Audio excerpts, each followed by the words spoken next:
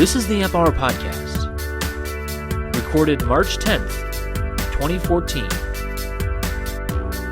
Episode 188. Deonerated, Design, Dealmaking.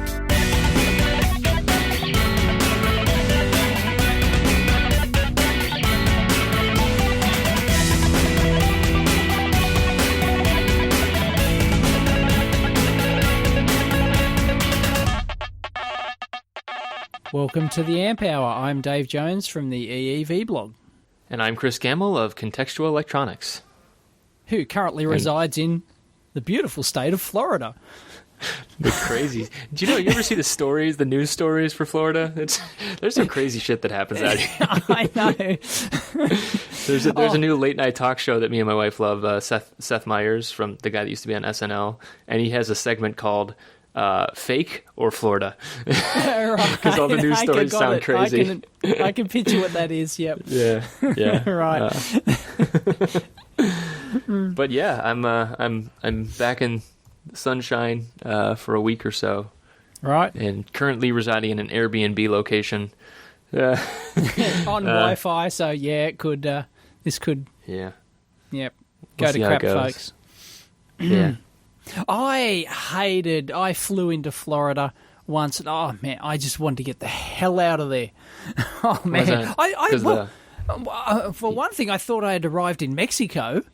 All the signs were in Spanish. Yeah. There's a large Cuban population down here as well. I know. So that huge. Contributes to that. Yeah, yep. But I flew into the airport and I went, did we arrive in Mexico by mistake? I mean, well, that's not the worst thing. I guess you don't drink tequila, so that's not the worst thing if you drank tequila. Right. But you were for Disney World or something? Is that why you were here? It was a stopover to get to Orlando. So yeah, yep, right. Yep. So we stayed a night, which is also in Florida. Yeah. Oh well, yeah. Well, it is, but yeah. Then we hopped the flight from Miami to Orlando. Yeah. Oh yeah. So, yeah. Yep. Yeah, it's an interesting state. It's just nice. I mean, compare this to Cleveland. I think if I can make this part of my regular shtick to get the heck out of Dodge for 2 months a year, that would right. that would be a good thing. It would keep me sane. I like Cleveland, I really do, but you can't beat Cleveland. sunshine sometimes. Yeah, well, yeah, it's just it's 0 degrees sometimes. So at least we're not Detroit. At least we're not Detroit. Yes. Haven't done that for a while.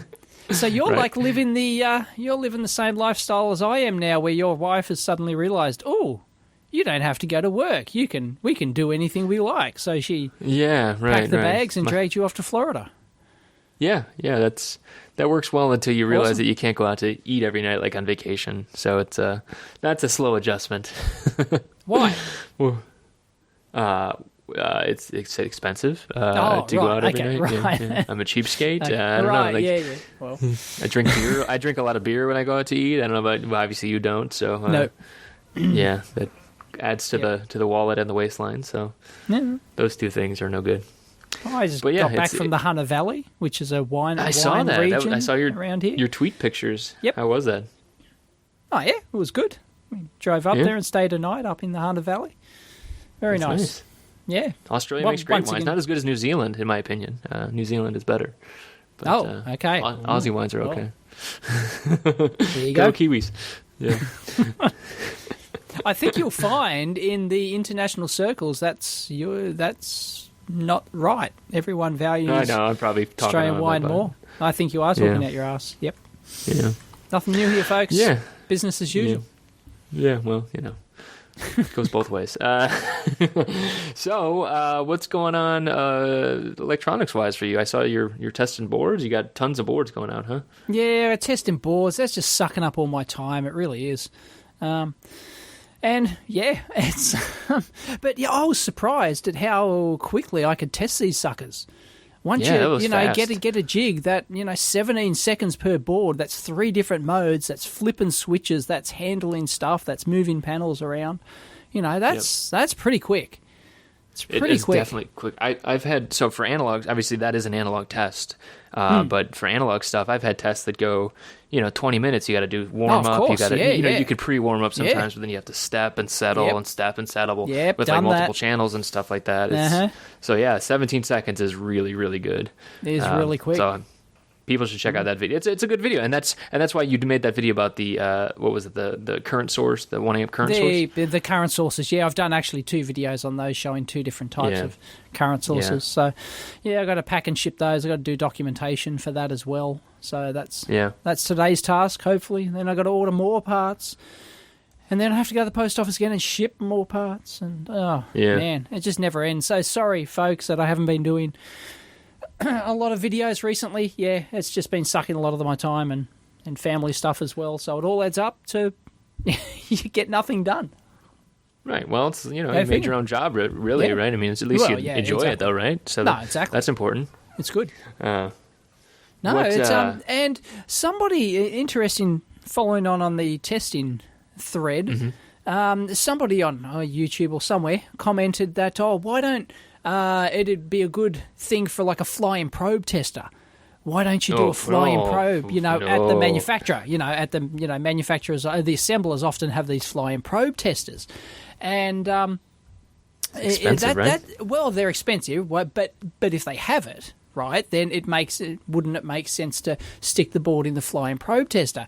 And well, in theory, yes. In practice, not that easy because the machines are expensive, so they usually don't have a lot of them, right? Assembly houses might only have one. They've got one flying probe tester. And so that becomes a bottleneck, and you've got to physically, lift up the hood, put take out the panel, put the panel in, and by the time you do that, it's almost the same time as my little jig with the human sitting there and boop, boop, boop, boop, boop, testing around. Yeah. And I can build multiple jigs. That's the thing, to then operate in parallel. So I can have, I've worked at assembly houses where I've designed, 20 different production jigs, all identical, and then they have 20 operators sitting there all testing them, so it's a massively paralleled thing. And if you do with flying probe testers, well, it becomes like a bottleneck. So that's flying probe testers. I think of flying probe too for like high complexity stuff where you have a wide range of voltage you're testing. Yep. You have 3 tests on there, and I have 3 tests on 3 ranges. Yeah. Yeah. So that's not a small amount of tests, but it's pass fail as well. I think flying probe. I think testing multiple connections. You're testing shorts. You're testing opens. It's just it's probably 20 plus tests for really making sense for a flying probe machine. No, I think so. Yeah. Yeah. Yeah, so that would be what I would think about is just the complexity side of things, but it could work, but I think you're going to pay more for it. I think that's what it's comes down to it. No, so. It's always better to do a purpose designed jig for the job. That's what it almost always comes down to. So yeah, well, I think really depending on complexity, that's what I would go with is complexity wise. But I think in your case, you definitely made the right decision, especially because you were able to modify you're not even making a custom, you're making a modified of your actual design, which is even better. So that's great. Yeah, it's too easy. I whipped those boards up, in a few hours. It was nothing, and then sent them off for manufacture, and No, too easy. And you can get caught in that cycle of trying to really get every last second optimized out of your testing. And sometimes it's just not worth it because, as I mentioned in the video, it actually takes longer to wrap and pack the boards than it does to actually test them. So why dick around, trying to optimize a few seconds out of your test? As long as you get it down to a certain point, that's, good enough. So... Now, do you regret the decision to pack and ship all that stuff yourself? Because I actually made a decision this week to offload all that stuff personally, and I referenced you. Do you still think that's a good decision? I still think it is a very good decision because I still get to keep an eye on things, which I like to do. Okay. Right, and B, well, there are a couple of logistical reasons why I can't just give it all to Mailing House and get them to send it. The first of all is that my Australia Post account, I have to deliver them to my local business, what they call a business hub here. So, and you can't just ship them there. So it's not like, the assembler house can just, take them to their local post office. That's not how it really works. Gotcha. And gotcha. And ultimately, printing out and applying the labels is such a small step in the scheme of things. I worked out even for 1,000, for 1,800 boards or something, it's only like 10 hours work. It's like 10 hours work to print out labels and stick them on the already stuffed padded envelopes I'll get with the fully tested units already in there. So, So that's already in the labeled packages, or in the actual packaging and stuff as well? It'll already be in the padded bag. The padded bag will be sealed, and all I've got to do is print and stick on the labels. And there's, that's nice. And there's, once again, there's some logistical reasons why I can't just print out the labels and send them to the assembly house, or get them to print it. There's some logistical reasons with how the Australia Post system works and stuff like that. So. Gotcha. Yep. Yeah, well, that's good then. I decided this week to offload all that stuff. Yes, you did. Partially, I'll be honest, partially out of, just not being used to it. I don't ship stuff out very often. Of course. Yep. And so ramping up my operation fast enough, I was worried about that. I did dawdle a little bit. I've been known to dawdle in the past. Yep. How many units we talking about here? We're only talking hundreds, right? Yeah, hundreds. It's not thousands or anything. But it's, international. I've never done international stuff before. Yeah, that gets tricky. Yep. So is that something you have to do then, or like customs, or how does that work? Oh, well, yeah, the new Australia Post system I've got in place, my new business account with them, the software that I'll log in with takes care of everything. So it prints out the customs forms and all that sort of jazz. Okay. Yep. So I suck in all the information in a database. Yeah. Yep. Oh, okay. So I do a little bit of pre-processing work on the database, and then once I've got that database sucked in, it's a pretty easy job to print out address labels and customs forms onto labels, which I just slap on the front and back of the padded envelope. So very nice. Yeah. So that's kind of the point I was getting to, is like, if eventually, if this keeps going for contextual electronics and I keep shipping boards in the future, I could definitely, realize some cost savings by doing all that stuff, pulling that logistics in house, doing that kind of thing. But for now, the decision was let someone else do it and be done with it. So. And ultimately, it means more. It means more money in my pocket, because if you hand everything over to someone, it's like we've talked about with the kits before, right? Yeah, you can go to your Spark Fronts or your Adafruits or your whoever it is, and they will produce your kit. They'll make the boards, they'll assemble them, they'll test them, they'll ship them, they'll do everything, and you get 10-15% or something. It's a small. I think it's about 15, isn't it? You'll get like... Oh, I don't know. 10 or 15. Yeah, it's a small... But it's the same as writing a book. If you write a book, if you go through a normal publisher, you're only going to get 10-15% of that retail price. So if the book sells for, $100, you're only going to get $10-15 per book. But if you self-published it and sold it for $100, well, you get, if it costs $5 to print it, you get $95 profit. There's a huge difference. Yeah, there's a huge difference in the profit margin.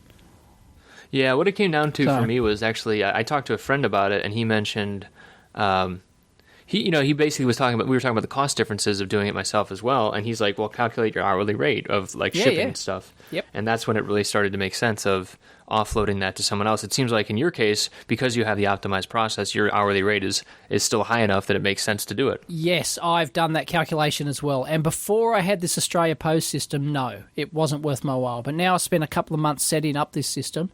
Yes, it's, I still, it even at, a couple of $100 an hour or something, which would typically be our hourly contract rates, right?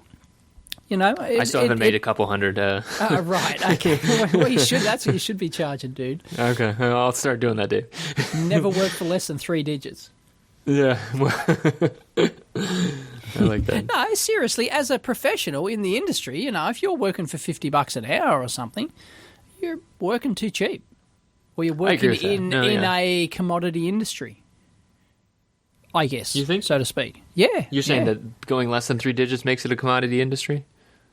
Well, it depends. It's going to depend on what country you're in and what industry you're in. But yeah, right, I think so.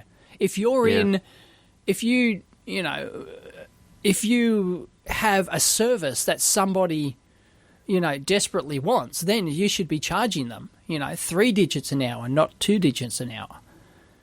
Yeah. But if your service is just like everyone else's, right? Right. And And they've got 10 people to choose from, then it's a different story, right? Yeah. So, seriously, that's a typical electronics design engineer's industry contract rate would be, it's not $50 an hour, it's going to be $100 an hour. Yeah, no, you said a couple hundred. That's what I was scoffing it could be for a more specialized thing. Yeah. Right? Look, if somebody came to me and said, look, we want Dave Jones from the EEV blog. The Dave Jones from the EEV blog. Well, they can't get anyone else. They want me. So what am I going to do? Charge them $50 an hour? Of course not. Right? I'm going to. That's true. That makes sense pricing wise. Yeah. Yeah. Exactly. So I don't think many people ask for the Chris Gamble. So right. Not yet, folks. You just wait. Oh dear. But that's common. But that's going to be totally vary from industry to industry. And likewise, you can also get those rates if you're known to them and they trust you and they've used you, and they trust that you're going to do the job. And somebody else is a big risk. Right. Yeah. There's no dither. There's no dither in there. They're not like, oh, he has to go teach himself this and charge us the hours for that. It's he's done this. He can produce it. Yep. Yeah. That makes sense.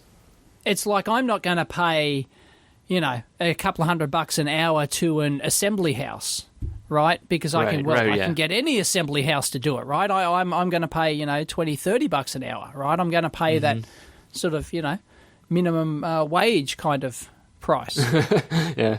Well, whatever you can get away with, right? That's just the economics of it.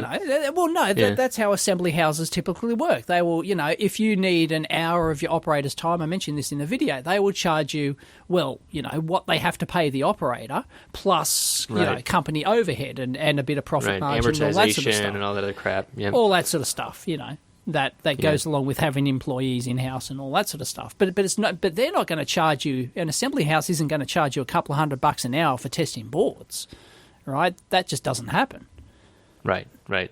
Unless they have the flying probe guy. Unless they have the famous, world-famous assembler, Mr. Fuji.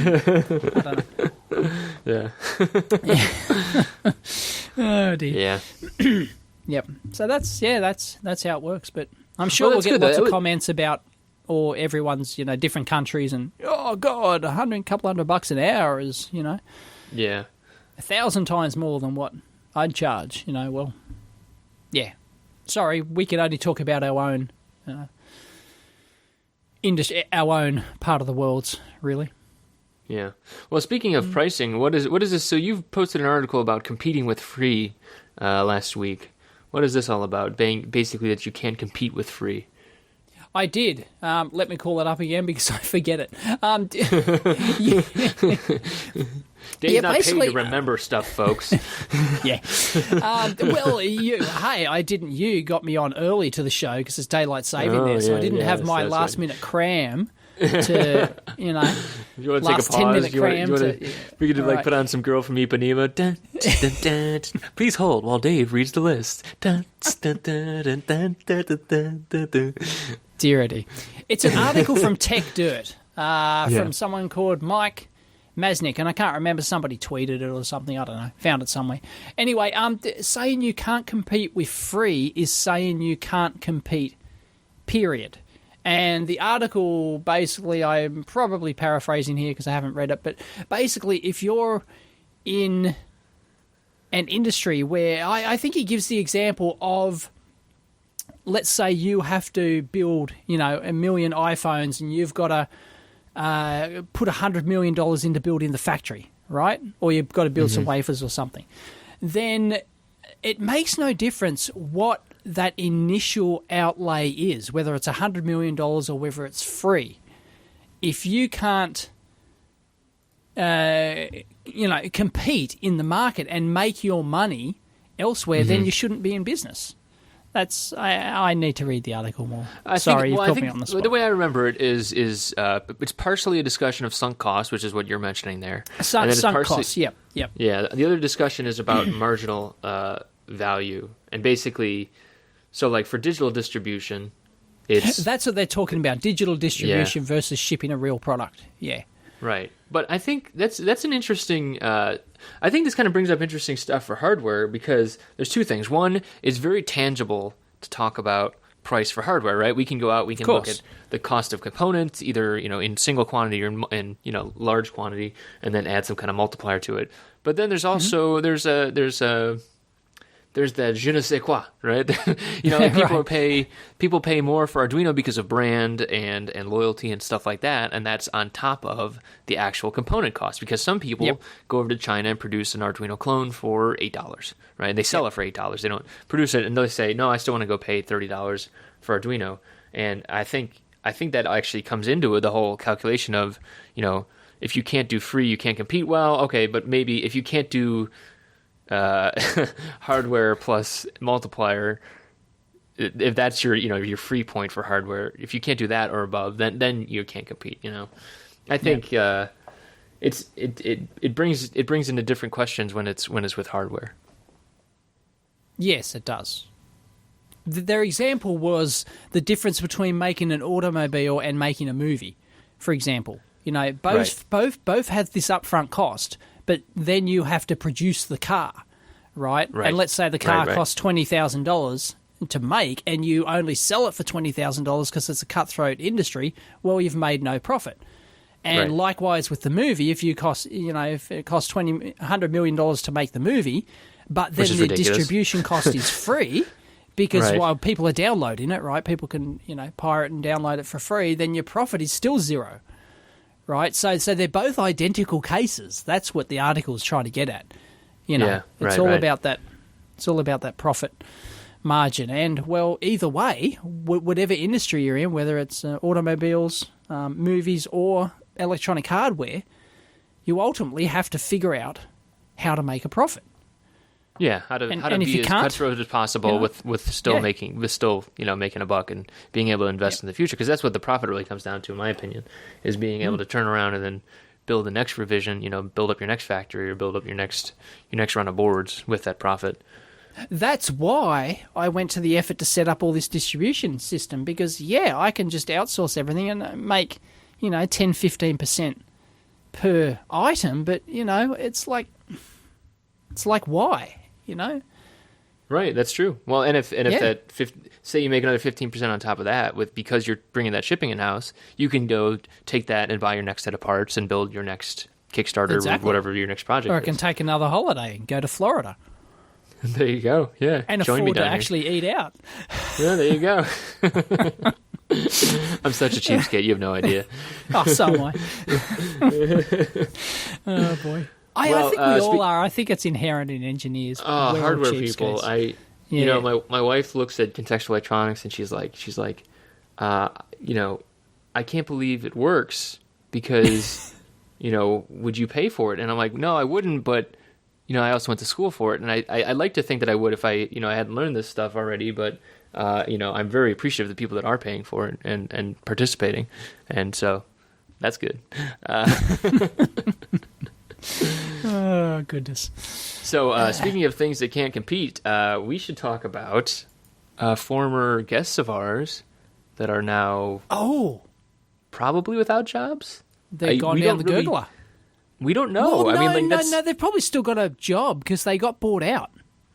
No, their IP got bought out. They didn't get bought out. Oh, their IP, right. So they didn't go with the IP? I don't. Maybe they did. I mean, maybe it was an acqui-hire, which is sometimes a thing. But acqui-hire, what's that? So that's what they call it in Silicon Valley when Google buys a company for $5 million and it's 20 people and it's not really quote unquote worth it. Right. So basically, that's where you're basically buying out the talent more than anything else. I got it. Okay. Yeah. Right. So, but the news here is that Silicon Labs, they basically bought out a bunch of the Touchstone semiconductor IP, which is, well, they bought all of it, didn't they? They bought it all lock, stock, and barrel for $5 million. It says no. 70 analog products. That's what the thing is. 70 analog products, and it does list all of the types of stuff they sold. But it says $1.5 million. Oh, sorry, $1.5 million. Yes, dude, that's nothing. I know. That's... Well, the venture capitalists put at least $20 million into Touchstone. Yeah, right. So and they get lost paid big back time first. Yeah, right. Exactly. So this is fire sale price. This is which $1.5 million. It's a bargain. It's a bargain. Definitely. I mean, I think so. I mean, I think they. I was thinking about, of course, after the fact. I was thinking about them the other day for a sensor project I'm doing. It's just like low power stuff is very important. But yeah, man, that's crazy. I mean, like that's really cheap. So we don't know the whole story, and we should say that up front. We don't know the whole story. No, we don't. We do know that Silicon Labs bought them. Silicon Labs also bought another of our former guests, right? They bought who's Gecko? They bought yes, the Gecko line of low power ARM micros. Yeah, Sorry, I forget. Anyway, they had the tiny Gecko and the giant Gecko. Yeah, and all that sort of jazz. Yeah, but yeah, so basically, they bought them like at a decent price. I think they sold that at a profit. I don't think they were going out of business and bought them at a fire sale price like they did with Touchstone. Because that's the story with Touchstone is they basically went out of business. They went into receivership, and they liquidated the assets or whatever, and they sold them off to anyone, probably the only bidder, who bought them for pennies on the dollar, as they say, in America. Right, where things go like this all the time. And there was an article about this. I can't find it now, but someone had written about. It was basically like kind of like a rumor around Silicon Valley about Touchstone. Right. I think it was Steve Teranovich wrote about it. But basically hearing that they were going out. Can't really find it right now. Novich. So yeah, it's just a shame though. I mean, it basically what Steve wrote about though is basically it's a tough world when everything is a fabless model, right? So Touchstone was doing fabless. They had engineers, I think here. The only thing China. they had was their IP. That was it. Right. That was it. There was nothing else. They probably were working out of rented offices. I mean, I think they said that when they were on the show. They have people and their IP. Yeah. Right. Why wouldn't you do it out of rented offices? Exactly. They were probably even renting the licenses to the Cadence or whatever mental design tools to design the ICs. They don't even buy those. They rent those per month. Maybe. Yeah. So, sometimes, that's kind of weird. I've heard that sometimes they also, for startups, they'll kind of gift them that with like a contract on the back end. Like if you start making money, we're going to charge you out the ass, kind of thing. Right. So, yeah. Right. Yeah. But yeah, I mean, it really is a shame. It's because those guys that came on, they were great, like Brett and there's not many new analog startups, Right, and I guess that's what it really question. What the question is like, is this a sign of this point in history, or is this a sign of for the rest of time that that analog startups are very difficult to do? Well, it's because you don't have digital. that IP. Well, we've talked about this, right? The problem is nobody wants to buy your parts unless you're a big manufacturer. If I'm working for a company, my ass is on the line when I spec in your parts into that design. Yeah. And unless I absolutely have to, I'm going to go with the big vendor. I mean, that's right. just the way it is. The supply chain behind it, right? That you're buying the name and the guarantee behind it. Yep. That product's still going to be manufactured in 5 years' time. I mean, that's a big deal. So, what we're saying is that engineers are tight asses and scared shitless. That's right. That's we're really tight ass we're coming and paranoid. Off good here, man. Yeah. Oh, boy. Yeah, it's a tough world out there. So, well, I wish the best to all those guys. Hopefully they land on their feet. I think they were really talented guys. I'm sure that they're, all of them will be able. It's not like analog designers are in short supply or are not sought after, right? So I'm sure they're all going to do just fine. But they'll probably do another startup. Hey, if there's money to be had, use someone else's money. Hey, I don't think they use their own money. They use some, Yeah. That's the thing to do, isn't it? If you can get someone else's money to play with, well, Yeah. Why play with your own? Screw that. Yep. Speaking of failure, we have another on the failure. I think one that probably deserves it a lot more. Radio Shack is closing 1,100 stores. I haven't heard this. And no one said they were surprised. Right. So 1,100 stores. I think they had about 5,000 worldwide or so. But yeah, man, no one's surprised at all. Dear, oh dear. So what are Radio Shack these days? I heard they were getting back into components and stuff, but they just went into consumer mobile phones and crap, did they? Yeah, well, that was a long time. I mean, people probably all saw that. Of course, I mean, do they have Radio Shack in Australia at all, or no? Yes, they were acquired by Dick Smith, who are gone the same way as well. They were like, yep. I mean, it's so niche. It's just like, how can you totally possibly have unless you have a store in Silicon Valley, it's like, okay, well, sorry, the store in, the middle of Cleveland is not going to be doing nearly as well as other places, especially when there's other options online. Here, I don't know about you guys, but, you can go into your local, there's these, what are they, general goods stores, and they'll sell, white goods, and they'll sell you electronic products and stuff like that. And really, they, you can't compete with their buying prices and stuff like that. So the little Tandy store, usually they Tandy as we call them here, not Radio Shack. That little, it's usually like quite a small store, and they usually can't sort of compete on price and stuff like that. So, that's right. And that's what they've all kind of. Yeah, there's like the state side is like Best Buy. Like I think that's what you were talking about. Best Buy, formerly Circuit City. Yeah, those exactly. they're all going down because of Amazon and everything else. Just the web kind of eats everyone's margins. But Radio Shack was trying to get back into stuff. They started carrying Arduino stuff from the Maker Shed and all that kind of stuff.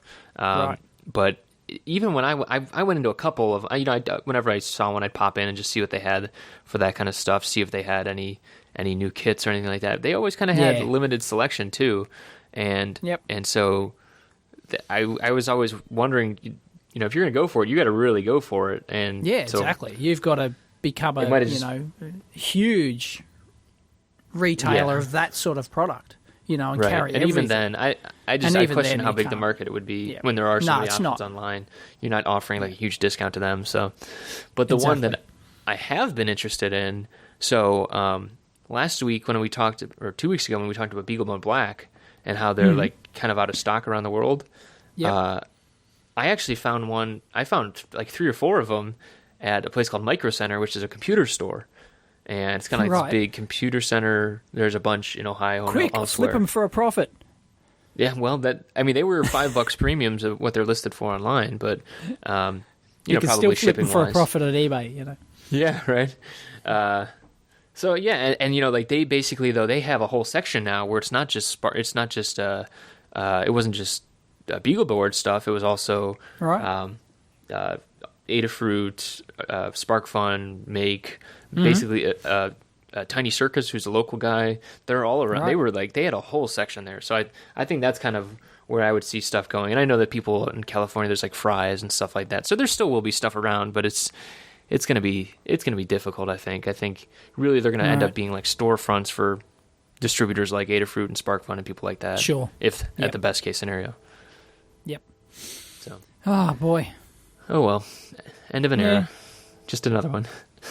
No, exactly. It's the same thing happened here 20 years ago. Yeah. And and that's the thing. I don't know about there, but here it was right. You know, the local electronic stores like Dick Smith and Radio Shack stopped selling electronic parts like 20 plus years ago. Right? It's 20 years ago. Yet even just 5 years ago, people were going, "Oh, they're not selling it like they used to." You know, it's like, dude, it was 20 years ago, 30 even. Like, you know, oh man. And you people just have no sense of time. That's the thing. Like our local Dick Smith, right, store, which was a famous parts store here operated by a famous guy, Dick Smith, who we should have on the show sometime. He's an interesting character, if we could ever get him.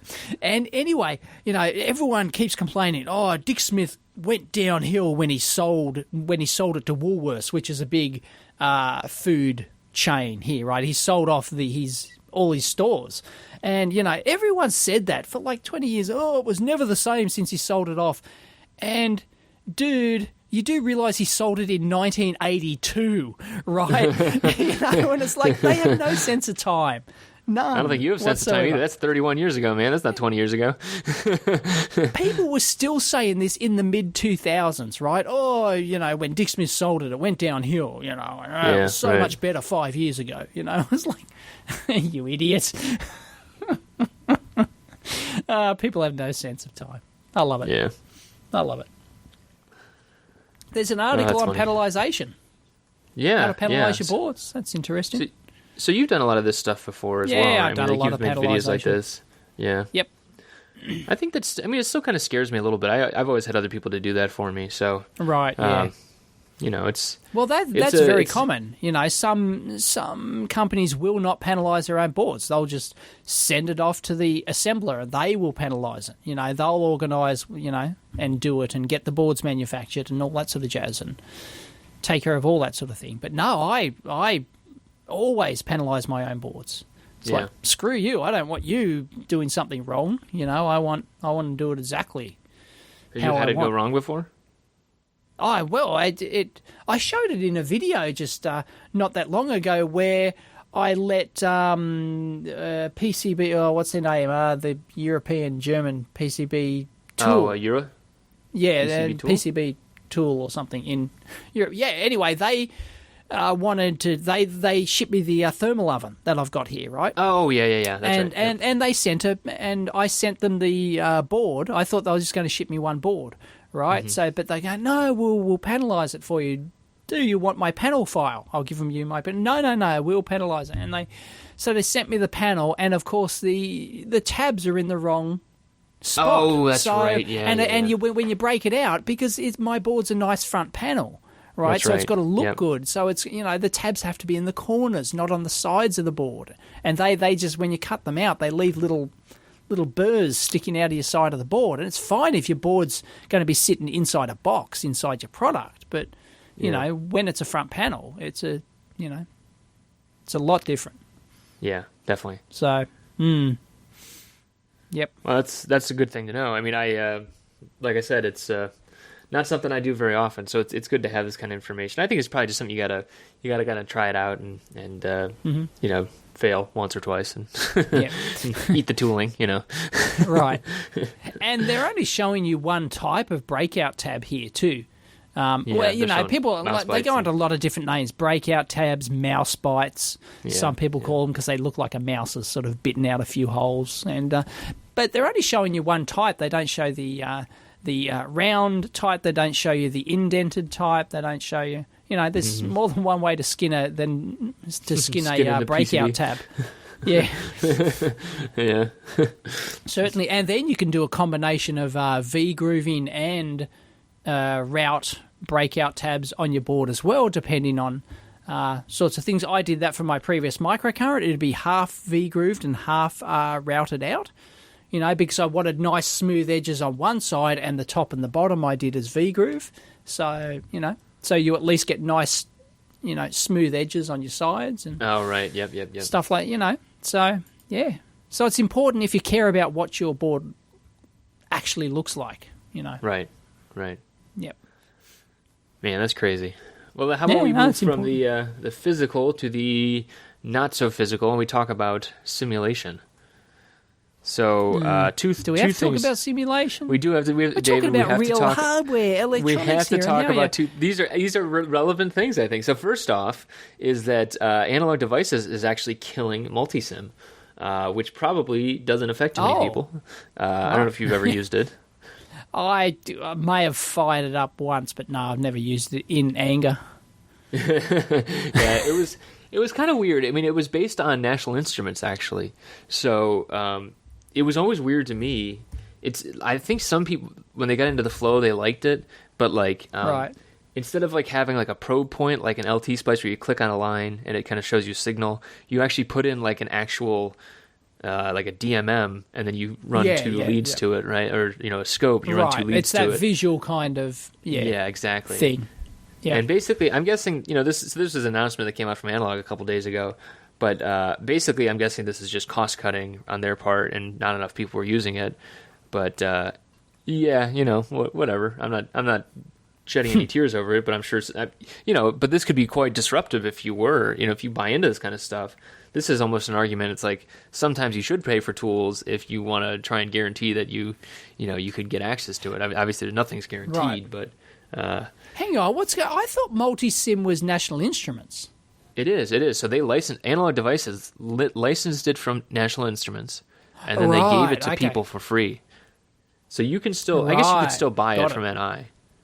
But yes, of course. Yeah. Yeah, so I guess that's not as big a deal, but right. And it only supported the Analog Devices parts? Is that the They had like special bits in there. They built in like their components so that they were like native, basically. You drop in an AD whatever, op amp or what. So yeah, that got it. I mean, and so that is what's their reason nice for discontinuing? Basically, it wasn't worth it. No one was using the bean counters came in because I'm sure they've got to pay National Instruments, right? So exactly. That shows up on the budget each month. Yeah, right. Yeah, and that's true. And interestingly, I learned about. What's that? We will now shift our resources towards supporting more SPICE software programs. Okay, right. They were getting. It sounds like they were getting too many complaints that your SPICE models only work with your stupid, or I optimize for your stupid free version of Multisim. I don't want to use that. I want to use LT SPICE, or I want to use blah blah. See, but I think Multisim is built on top of. I mean, there's a SPICE engine in there at least, but of course, maybe it's tough to get this. I always have a problem with that. Anyways, trying to get the stupid external models to start working. Like the sub circuits trying to work in that's always Sims. a bit of a pain. Yeah. But that's so this one is just Analog Devices is canceling it. That's no big deal. Right. Yep. I actually learned. Did you know that Tina, like TI's, Tina or whatever it's called, SPICE program, it's actually not licensed for. It's only licensed for commercial use. You actually can't use it in an academic context. What? Yeah, it's really weird. What sort of arse about system is that? I don't know. It's basically the same kind of thing where like these companies aren't building their own SPICE simulators,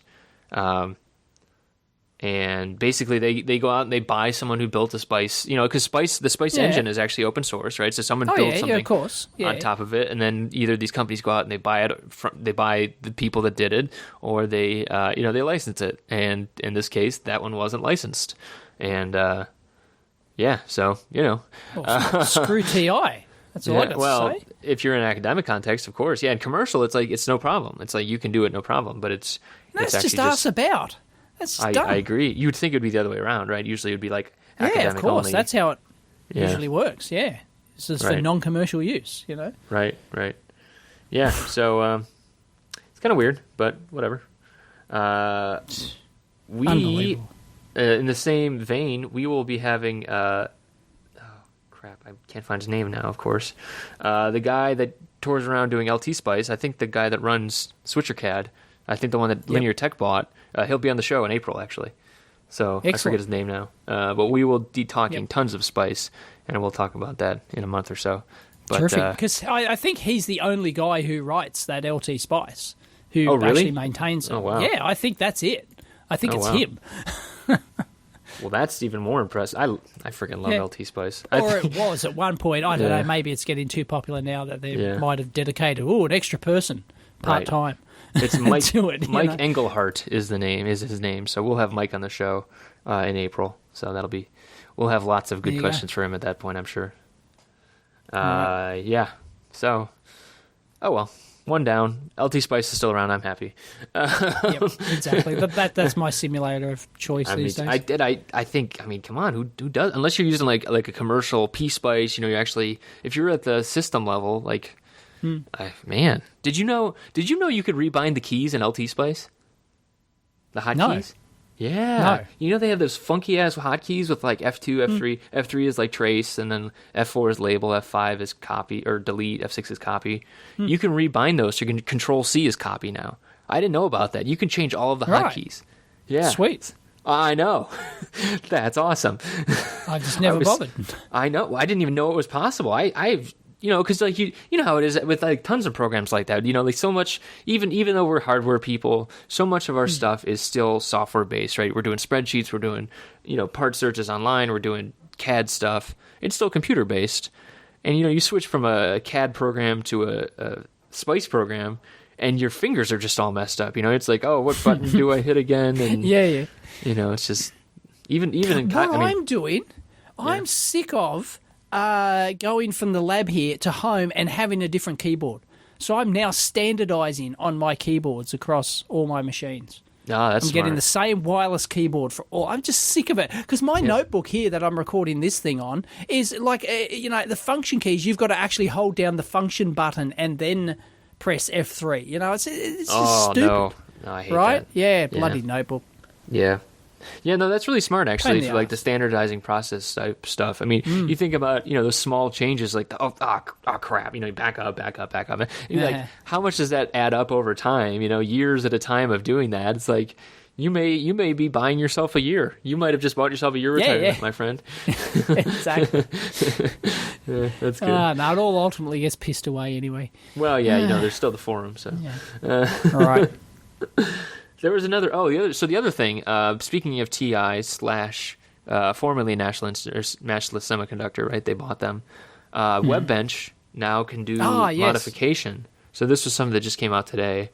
I always regret talking about press releases, but this is actually kind of important because that's kind of what it seems like TI National is kind of going towards with the WebBench type stuff. I still never really liked the simulation side of things. I didn't think it was full simulation. So hopefully this is kind of actually you can actually go add in extra capacitors, add in extra inductors and stuff like that. And I can only assume that if they're doing that, they must have added a full Spice engine. Whereas before it felt very prepackaged. Like you have 5 different ways that you can run this and look at it. So hopefully it's better. And speaking of that, hang on. There's a new online schematic program. Oh, yeah? Which one? Schematics.com. It's from EEWeb and Hearst have the big advertising marketing. Who own tons of electronic marketing sites or something. They've teamed up to create schematics.com. It's another online collaborative schematic tool. Whoa, sorry, what was that? Right. Where am I? How many of them are there now? There's got to be at least 20. Yeah, I've lost count. So I don't know. Go and check it out. What's the point of this then? Mr. Cynic. Well, it allows people to collaborate with the schematics. It allows you to share and collaborate on your schematics. I don't know. It's supposed to be like social, I guess, and you can. It's social, and you can. I don't know. Maybe you can thumb it up or something. Yeah, clone it. Yeah, okay. So they clone it. You can comment on it, and you can. Right. So this is very similar to like Upverter. It's with the in-browser type stuff.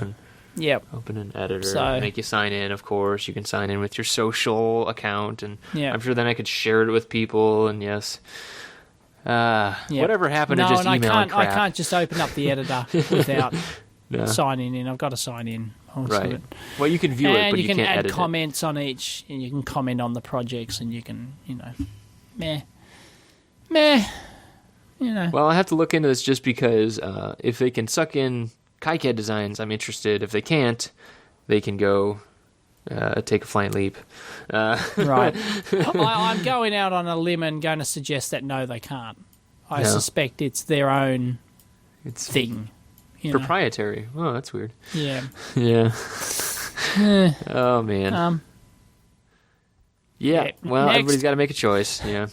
Well, speaking of KiCad, Adam Wolf, former guest of the show, is doing... So one of the big complaints about KiCad, obviously I have a very vested interest in KiCad. I'm very interested in it.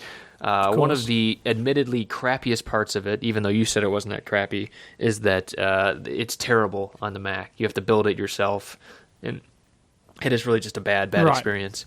So you have to either run a VM running Windows or Ubuntu, whatever, which isn't the worst thing in the world. But basically, Adam is now running a nightly build for OS X, so you can go and pull that down and do that. I still don't like this nightly build business. I think somebody should take charge and go, this is the stable version, right? This is the current stable version. Here it is for the next 3 months until we officially release, in quote marks, the next version. And sure, if you want to play with your daily build, go ahead. Here it is. But otherwise, here's the version that everyone is using at the moment, or the majority of people are using. Well, right. I'm going to go ahead and I'm going to release my idea, because ideas aren't worth anything, right? But I actually would benefit greatly from this. I think a great business model would be to take KiCad, which I think is pretty decent for what it is, and it could use some work still. And go. No, it is becoming the de facto standard. Well, it is the de facto standard free PCB tool. Yeah, I think so. It's gaining so much traction. Yeah, I think if someone took it and they went Red Hat on it, so Red Hat. Yes, and they provide, which is providing a prepackaged thing with support and all that sort of jazz. Is that? That's it. Yeah. So they contribute back. So basically, CentOS, which is they're on CentOS 6 now. That is an exact. Someone from Linux space is going to yell at me, but as far as I know, it is an exact clone of Red Hat Linux, basically, because of all the stuff that's already open source in there. Basically, that's how they feed it back to the community. So the idea would be there would be Blue Hat, the KiCad service group or whatever. Basically, they would take KiCad, they would develop it, they would have these regular builds. Can we call it Tinfoil Hat? Tinfoil Hat. I like that. Okay. Yes. Tinfoil Hat. And then basically then they push that back out, right? Conductive, right? That's right. They can be shielding, right? I mean, I've wrapped up cabling in tinfoil either before. That or copper-clad hat. There you go. Yep. I like it. That's great. Yep. Let's trademark that. Yep. Okay. Well, dibs. Yep. Dibsy. Dude, I came up with it. Yeah, I know. Well, I'm saying dibs for you. The amp hour. Right. Dibs for the amp hour. Right. Yeah, right. You of course. Want to share, do you? Yeah, of you course. Think right. Yes. You think we're we buddies can do business here, partners, Dave. 50-50, of course. Yeah, no, that's great though. So yeah, basically it'd be that idea, and I think there's obviously I can't do this on my own, and I don't think I'd have time for it. But I think it needs. Yeah, you need a significant infrastructure. You need people to support it. Red Hat has support technicians. They have people that go out and do installs and that kind of thing. They do it on a corporate level. Basically, it'd be all the stuff that like Altium does, but basically without the proprietary backend. It would just be, but then it ends up benefiting the community as well. I mean, it's maybe not pure open source as some people like, but whatever. It's good for me. And what's the business model? What you pay $10? You pay $20 no. To download it? What do you? No. Well, I mean, I don't know about how Red Hat works, but I know that at least on an individual level, but I know Red Hat on a corporate level, it's like you pay like a site license. You pay $20,000 a year, but basically you are guaranteed it's never, if shit hits the fan, then basically, it's all open source. Yeah, it's all open source, and you can find people for it. And basically, you kind of build a community around it. You're paying for the support. You're not paying for the actual software. Right, yeah, of course. Which is technically what you're usually doing anyways, but whatever. So how would you support KiCad in this instance? How would you Oh, well, it's the same kind of thing. So Red Hat will develop a version, Red Hat 16 or whatever it is, and then they say, okay, and then this is also CentOS 6, and then they push that out, and then it goes in all the repos. So you're saying it would be a specific build of tinfoil hat / copperclad hat. Yeah, right. Yeah, right. Exactly. And that's the idea, and that's how it feeds back to the community. And then there's individual packages in there. At least this is how I understand it. I could be very wrong, and I'm sure someone can let us know. They always do. So, they always do. They're good at that. Yeah. But yeah, so I think that would be a great idea, and I think that would benefit a lot in the community. I mean, I think CERN jumping in is a good start as well. But I think having profit motive there as well also helps move the community forward. See, that would probably really tip me over the edge to really wanting to start to use this thing. Oh, look, there's a company that's taking care of, making sure it's all, this build is super stable and everyone's using it. And that's the one. I mean, Adam's a good start there, I don't want to go in and download the daily build and fart ass around. I mean, right. Yeah, maybe. Well, no, look, if I was looking to change, yes, I'd probably change to KiCad, right? But that would be a pain in the ass, right? That would be one of my gripes. Oh, yeah, you would probably. I'd say if you do it in about 2 to 3 years, you'd be in good shape. Probably, you'd be, in better shape. Than now. Yeah. No, I expect this. This sort of thing's probably going to happen anyway. I think it's going to get more away from the daily build thing to somebody will come in and go, here is, the build, build 12, and here it is. Right. Everyone's using 12.04, right? How the Ubuntu does it. That's what it needs. I mean, when you're on a forum asking for support, people are going to go, well, what build are you using? I don't know. I'm building using 13.1.3.2 dated 12th of December. Right. What the frig? And I compiled it myself. It's like, how can I help you? Right. Right. No, yeah, that's just very crazy. True. You need some kind of standard reference point there. You've got to have a reference point. They have that now. I mean, so I'm on DZR 4022, which is whatever that is. I don't know how it correlates to the time. I still think they're too frequent. That's like only every 3 or 4 months. Oh, okay. Well, that's okay then. Yeah. That's better. Right. Yeah. Okay. But right. Okay. I'll stop. So maybe we're getting there. Yeah. Who knows? But if anyone ever wants to talk to me about that, of course, give me a shout. We can talk the logistics of the idea, right? The Red Hat clone. Yep. And then we can talk to Dave about licensing his brilliant name. Yep. Tinfoil / copperclad hat. Because ideas aren't worth anything unless it's a name, of course, right, Dave? Unless it's got a cool name, that's going to make or break it. I'm telling you. That's right. Yep. Yeah. First, we need a logo. Right. That's funny. Oh boy. I did want to say one other thing about WebBench. As much as I gripe about WebBench, I do like. Have you ever seen their little circles? You can kind of see it on the pictures they have here. Yeah, they kind of do. They do like a comparison matrix where they do like switching speed versus costs size versus switching speed, that kind of thing. And then they have different bubbles, and basically it's just a way of viewing data. That has always been my favorite thing about them, and my gripe has always been the simulation side of things. So if any WebBench developers are listening, good job on the bubbles. I'd like to see more of that. I think that's a really great way of visualizing data. But hopefully I'll have to try out the actual schematic stuff now. Right. But the bubbles are very. I really do like those. The bubbles. You're easily amused. Oh my god! Yeah. Oh goodness. Yeah. That's sad. What about these? Did you see this AVX app note from a while ago? The 80% of SMD capacitor failures are from automated production. Says who? Says AVX, the capacitor people. Oh, that says AVX, the capacitor. Yeah. Well, they'd know, wouldn't they? Yeah. Basically, it's two things. It's one is like the actual compression from picking up the thing with a vacuum bit, and then the other is and then also putting it down and forcing it down, plonk. Yeah. But then also I think because of the stresses once it actually then solders up, because of how it's placed, and if it's on glue and stuff like that, it starts to create these micro cracks, and then that basically that's not surprising. Causes some crazy because they're ceramic capacitors. Hello, ceramic's brittle. These sort of things. Yeah. Well, and plus they show the. I always think it's interesting looking at how ceramic capacitors are made. Like I always, you think, oh, okay, it's like a little chip thingy, they're phenomenal. They've got hundreds of layers in there. Some of them. It's like a wafer cookie, right? Except the wafer is the dielectric, and then the cream of a wafer cookie would be like the conductive part, right? Or however it would work. And that's why these things are microphonic, right? These ceramic capacitors are microphonic because they're basically a piezo transducer. That's what they are. Yeah, so not only can they pick up sound, but they can emit sound as well. You can make these capacitors sing like a canary. Yeah, I've had inductors sing like crazy, but maybe they were actually, was it the capacitors that were probably singing instead? You can do multi-layer ceramics as well. Huh? Very I've easily. never done. Yep. We should start like a little ceramic choir, you know.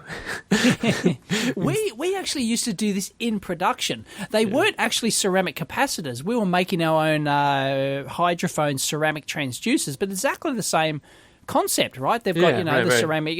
They're actually manufactured the same way, except they're designed as underwater hydrophones. And one of our troubleshooting tools was to have a capacitor meter that gave out enough voltage at 1 or 2 kilohertz that actually made these capacitors sing. So you'd stick them, you'd stick the meter on the end, and you'd walk along and go in, yep, I can hear that one, and this one's dead, there we go. Oh, you wanted to hear it in that case because it's a hydrophone, right? Yeah, you actually wanted to hear it. It was actually a troubleshooting technique to find a broken, faulty wiring in the big 100-meter section. You'd go along and make these capacitors sing. That's great. Yeah. I mean, that's similar like how, speakers can act as microphones, microphones can act as speakers. Yeah, speakers. They're not very efficient, but... No, definitely not. Although I did learn... Did you know that they did that on a Beatles album? They were talking about that on Innovation Hub, where like there was some like they couldn't do it back in the day. They couldn't get the bass big enough, so they had like some huge 6-foot speaker, which then they turned around and used as a microphone, and that was really Paperback Writer was like that boom boom boom boom boom. Oh boom, right, yeah, like that really heavy bass. Really, that was how they did it. It was awesome to hear. I'll link the show, and it was. It was Innovation Hub. They talked about the Beatles back on the 50th anniversary. Oh, it was awesome. Yeah. That's great. I love it. So, there's so many things that can go wrong with ceramic capacitors, folks. Multi-layer ceramic capacitors. It's wonder they work at all. Well, okay, so by the time they've been manufactured, they've been abused by the pick and place machine, then they've been thermally shocked, to buggery, and then then they've been stressed and pulled from this suction of the solder, the tension of the solder joints. The surface tension, right? Yep. Bloody hell. When are you designing in electrolytics these days? Are you doing them at all anymore? Because I usually just avoid them these days. I try and avoid, but you can get, if you have to, if you want a large amount of capacitance in at a largish voltage, you can get, your 10 or 100 microfarad multi-layer ceramic capacitors, but they're Tempco's a bitch, right? It's just awful, and they're very low voltage. They might only be 3. You can get like 3-volt ones. For the super huge, right. Yeah, unless you're going like 2012 sizes and something crazy like that, right? You have to go huge. But I mean, I guess I'm thinking more on like board level these days. I don't find myself, because I talk to people about this in contextual electronics. They're like, oh well, I found these electrolytics, and they're like these they're small electrolytics, and I'm like These days, I just don't bother. If it's anything, if it's below 50 volts, why bother? I just go ceramic. Well, it depends. I mean, and of course, the manufacturers are the chip designers, the chip manufacturers are realizing this, especially with voltage regulation, right? Or your switch mode converters and stuff like that. They need a minimum output capacitance, for example, but. Traditionally, some of them also had a minimum ESR of the capacitor. It couldn't be too low. And if you went, okay, this data sheet says it needs 10 microfarads minimum output capacitance. Aha! These days you can buy a 10 microfarad ceramic cap, right? So you whack in your ceramic cap and oops, it oscillates because it's actually too low an ESR. Right. Whereas if you use just a bloody old fart ass electro in there, it'd work just fine. Yeah, right. Well, that's very true. And they've had to redesign them. I think a lot of the new switching regulators are kind of moving away from that, though. That's at least the trend I've seen, is that they all talk about ceramics. They all talk about ceramics now, so they're all specifically designed to be stable with ceramics these days. Yeah, right. Yep. But if you use a switch mode converter that was designed 15 years ago, we didn't have these large value ceramic capacitors back then. Yep. So it was never an issue. Last time I ran into a singing inductor, it was exactly that issue, actually. It was bad compensation, and then the inductor ended up singing because of it. Yeah, It was crazy because the load was a problem. Yeah, that's funny. Yep. So it's just the same problem. This is interesting. They're talking about the crushed surface area where the suction cup picks it up, and it's great. Yeah, this is a very nice app note. I highly recommend. I forget who. Someone linked it on Twitter. So. Because on the good pick-and-place machines, you can adjust how much force it puts them down with. Oh, yeah.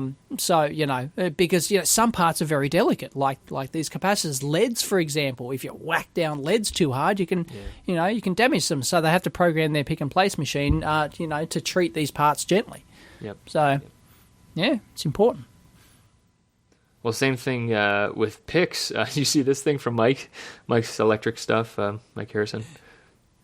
Did you see this video? I've heard about it. I haven't actually opened it. They're sensitive. Yeah, so basically squeezing a pick can make the internal oscillator drift. Right.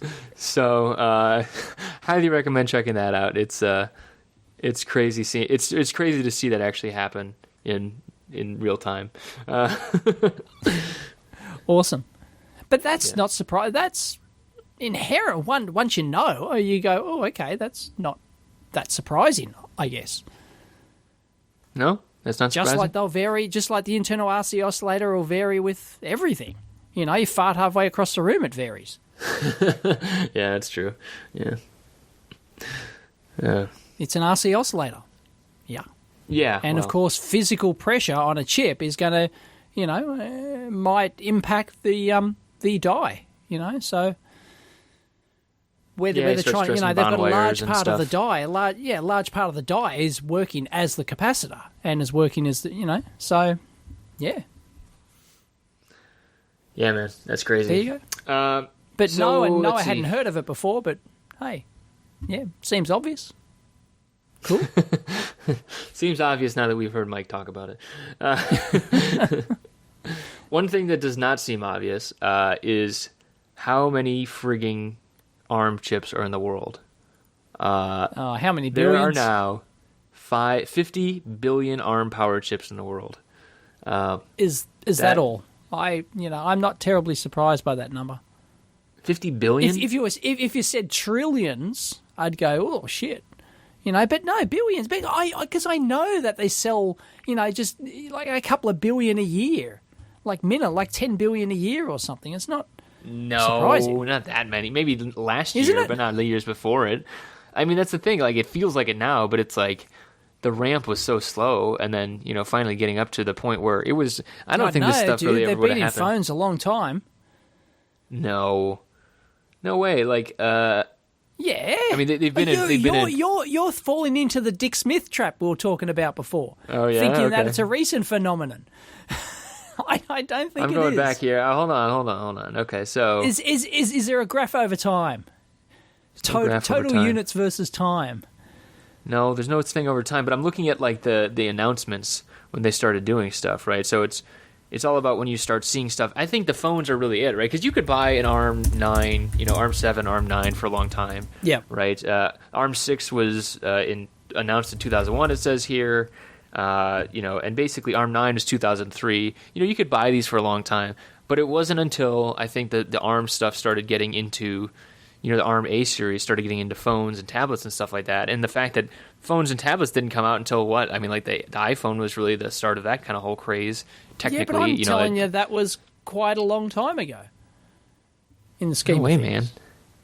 I think it is. Maybe in the scheme of things, I don't know about that, but anywho, there are now. So what? iPhone came out in 2006. Yeah. Yeah, which is 8 years ago. God damn, that's 8 years ago. Uh-huh. Okay, yeah, well. And the iPhone wasn't the first to use an ARM chip. No, that's definitely true. Yeah, I mean. Whatever. See what I'm talking about? But still, 50 billion is quite a lot. I don't care what you say. That's a lot. True. I won't argue. Yeah. So 50billion.com. Is it 50billionchips.com? Oh, there it is. There's a graph on this site. Yeah. So 10 billion were shipped last year in 2013. Right. That's crazy. Yeah. All right. Well, congrats to those guys. They're going to keep going. You know what the crazy thing about all that is? Is this? What? So I watch like their stock price and stuff like that. Their price through the roof and stuff like that. They're still not making any money on that stuff. You know, like really? They're like, as far as I know, as far as the last time I read their financial report. How are they not making money? They're like a fabulous. They're just selling IP cores. How do you get not people make money? How do you get people to put this thing in everything, Dave? Well, you make it cheap. You make it cheap. That's right. Yeah, but even 1 cent per thing is still a lot of money. 1 cent per thing, I guess, would be what, 50 billion. So 50 billion times 0.01 would be what, 500 million? Is that right? 500 million over 10. It's still a lot of money. Over since 93. So if you start selling in 93, that means you're not actually making any money until the past couple of years. So maybe they're making money now. Maybe I haven't read it recently enough. But right. Yeah. Well, they just shipped 5 billion, right? And I know it's not like 1 cent per chip. It's like, I think it's like tens of cents per chip or something, isn't it? No. Tenths with an H in there of cents. Yeah. Oh. Yeah, it's not much at all. But I think that stuff's all hidden too. So. Well, they're doing shitty business then. Yeah. Again, we might be talking out of our asses. So, once they've locked everyone in. Well, I think that's what's going to be interesting, right? What happens now? Right. And this is what I've been saying. I've been saying this for years now, right? Because I saw Freescale switch over, and you see everybody switch over because it seems to make a lot of sense, and people are clamoring for ARM. And then, shoop, the rug gets pulled out from under you. You want ARM? It'd be a darn shame for us to break your process there, buddy. Translation, break your legs. Yeah. Exactly. The old mob mentality. Yep. Yeah, you're right. I love it. We'll see. And that's why I stay away from microprocessors. All right, man. Well, I think that's it. I got to get back to vacationing. But next week, is the wife in the corner sort of wagging the finger? Yeah, she's tapping her foot, and right. Yeah. Yep. I get beers calling my name. So next week we don't have a guest schedule yet, but we hopefully will in a day or two, and it'll be a nice surprise. Woohoo! All right, man. I'll see you then. Catch you next time.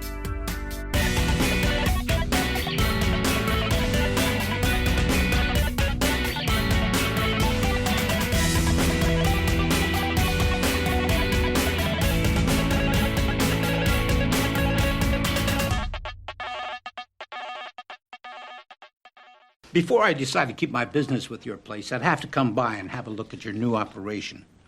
Hey, I tell you what, you can take a good look at a butcher's ass by sticking your head up there, but wouldn't you rather take his word for it?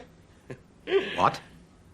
I'm failing to make the connection here, son. No, I mean, you can get a good look at a T-bone by sticking your head up a butcher's ass, but then, no, it's got to be your bull. Wow.